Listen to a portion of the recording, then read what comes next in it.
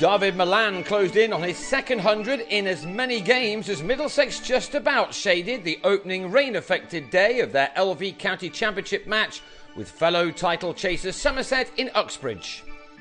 This is always a ground where batting first is a good thing to do, and so Chris Rogers had no hesitation in going in first after he won the toss. He and Nick Gubbins put on 21 for the first wicket. But then Rogers on 7 was LBW to Lewis Gregory in the game's 6th over, the batsman not bothering to see the umpire's raised finger. Milan came into this match as a man in form, having hit the best championship score of his career in the frustrating draw with Northamptonshire at Lord's last week. The classy left-hander continued where he left off in that innings by playing some nice shots to get the innings off and running on a ground where Middlesex's record over the last couple of decades is not too impressive. This was a big game with both teams needing a win to close right in on the top of the table. Gubbins, who hit a 50 in his debut innings last week, also looked good again as this pair got their side off to an ideal start in spite of the early loss of their captain.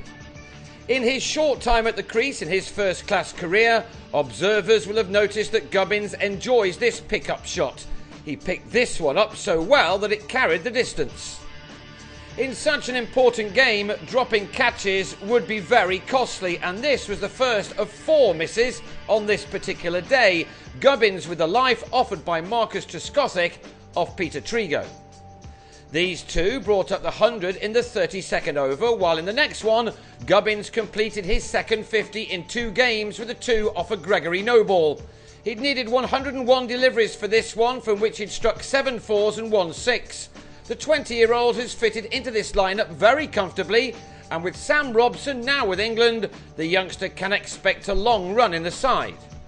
Milan soon followed to his half-century, one which had used up 92 balls, from which 9 4s have been struck.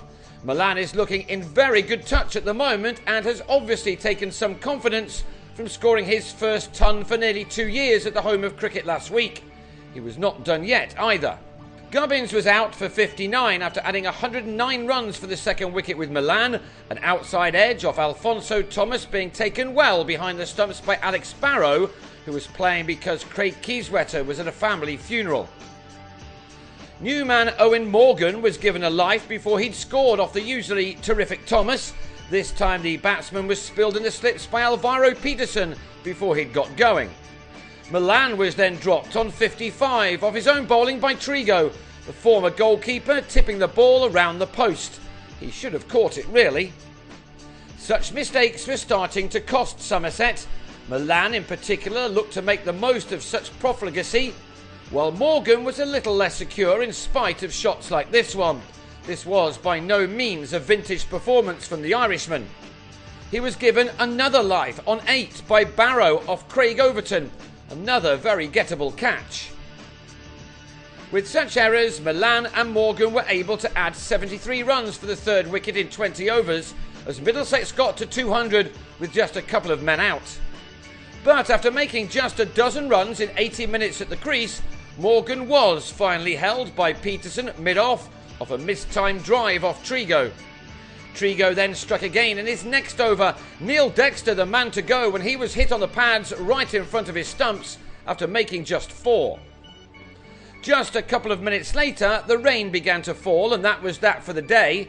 34 overs sadly being lost.